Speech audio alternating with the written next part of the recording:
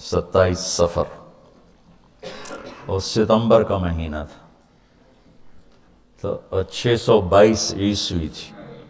تو ادھر ہے مدینہ اور ادھر ہے جبل سور. تو ابوبکر نے عرض کی میں نے ایک غار ڈھونڈ رکھا ہے، پہلے وہاں چلتے ہیں، تو جب ہماری تلاش ذرا رک جائے گی پھر ہم نکلیں گے. تو اللہ کے نبی پنجوں کے بل چل رہے تھے. پنجوں کے بل،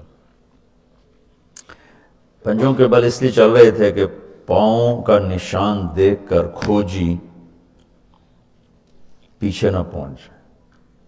یہ ایک علم تھا جو اب مٹ گیا ہے، چونکہ سڑکیں پکی ہو گئیں تو چور کا نشان ختم ہو جاتا ہے. جب سڑکیں کچی ہوتی تھیں تو اس کے قدموں کو کھوجی پہچانتا ہوا چلتا چلتا چلتا اس کے گھر پہنچ جاتا، چاہے وہ 100 میل ہوتا تھا. تو یہ کوئی مکہ سے غار سور 3 میل تو آپ ایسے جا رہے تھے. ایسے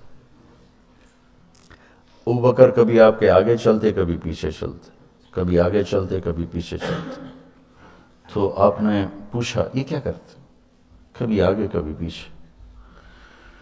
تو کہنے لگے اخاف الرصد فامشی امامک، اخاف الطلب فامشی خلفک. جب مجھے یہ خیال آتا ہے کہ کوئی آگے چھپا ہوا حملہ آور حملہ نہ کر دے دشمن تو میں آگے ہو جاتا ہوں. جب مجھے خیال آتا ہے پیچھے سے کوئی پہنچ نہ جائے تو میں پیچھے ہو جاتا ہوں. اس طرح. تو آپ نے بہت شکریہ ادا کیا ان کا. جب پہاڑ پہ چڑھنے کا وقت آیا تو آپ کی انگلیاں زخمی ہو گئی تھیں ایسے چلتے چلتے. کس قدر نبی اسباب کی رعایت کر رہے ہیں، اسباب کی رعایت کتنی ضروری ہے. تو ابوبکر نے آپ کو کندھے پہ بٹھایا اپنی کمر پہ، اور غار جبل سور ایسے سیدھا پہاڑ ایسے. میری آج تک ہمت نہیں ہوئی چڑھنے کی، حالانکہ کتنے سالوں سے لڑے جا رہا. تو آپ کو اپنے کمر پہ بٹھا کے اوپر پورا پہاڑ اوپر چڑھے، پھر آپ کو باہر کھڑا کر دے گا. آپ اندر نہیں جائیں گے، خود اندر گئے. ایسے اس کو ٹٹول ٹٹول کے جتنے سوراخ تھے پتھروں سے بند کر دیے. سوراخ باقی بچ گئے. تو اپنی پگڑی اتاری، پھاڑ پھاڑ کے سوراخ بند کی. پھر سوراخ باقی تھے، کرتا اتارا اور پھاڑ پھاڑ کے سوراخ بند کیے. ایک باقی رہ گیا جس میں وہ سانپ تھا. علماء نے لکھا ہے کہ وہ سانپ جو ڈس رہا تھا، ایک تو سانپ اپنی فطرت سے ڈستا ہے، علماء نے لکھا وہ اس لیے ڈس رہا تھا کہ وہ راستہ مانگ رہا تھا دیدار نبوت کے لیے. یہ کئی علماء نے یہ لکھا ہے کہ وہ اپنی فطرت سے نہیں، احتجاج کر رہا تھا کہ میں نے راہ دے، میں بھی دیدار کرا، میں بھی دیکھنا چاہتا. یہ تو کہا یا رسول اللہ آئیے. جب آپ اندر تشریف لائے تو اندھیرا تھا، پتہ نہیں چلا.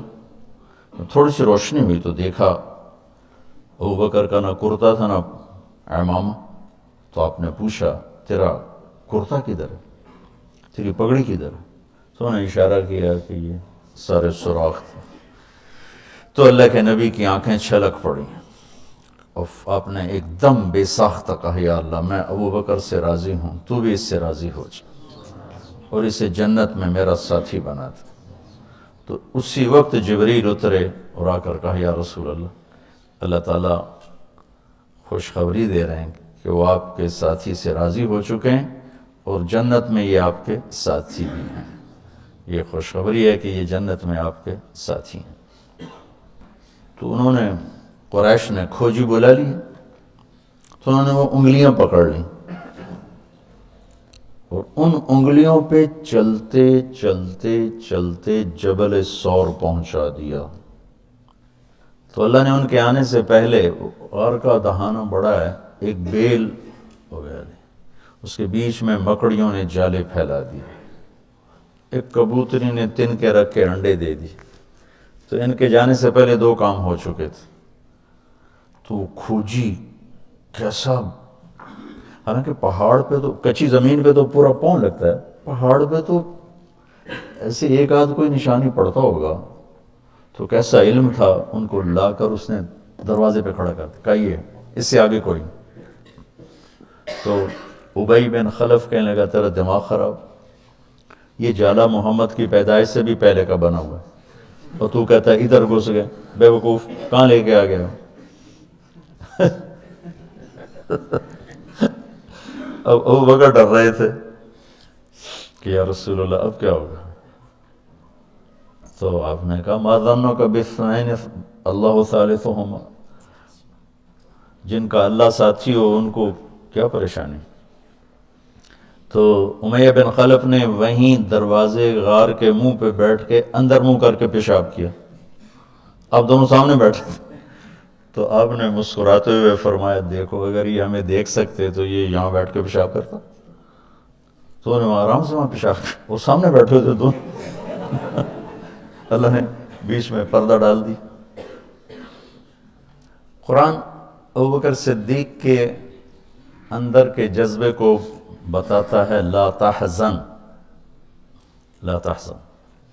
قوم موسیٰ جب سامنے پانی اور پیچھے فرعون، تو ان کے جذبات کی ترجمانی کرتا ہے انا لمدرکون، انا لمدرکون۔ 40 برس کی صحبت اٹھائی ہے دو نبیوں کی، ہارون اور موسیٰ۔ وہ کلیم اللہ ہیں، پہلے رسول کلیم اللہ، رسول تو ان سے بھی پہلے تھے، کلیم اللہ پہلے کلیم اللہ ہے، اور 4 بڑے انبیاء میں سے ایک ہیں، ابراہیم، موسیٰ، عیسیٰ، نوح، اور 5ویں ہمارے نبی سب سے بڑے۔ تو جب آگے سمندر اور پیچھے فرعون، تو ان کو اپنے نبی کی کوئی فکر نہیں رہی، نہ موسیٰ علیہ السلام نہ ہارون۔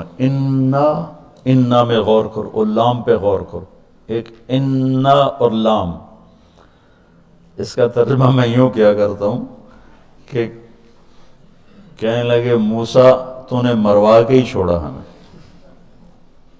آپ کا کیا بنے گا، اب کیا ہوگا، آپ کی جانوں کو خطرہ ہے، ہم مارے گئے، ہم پکڑے گئے۔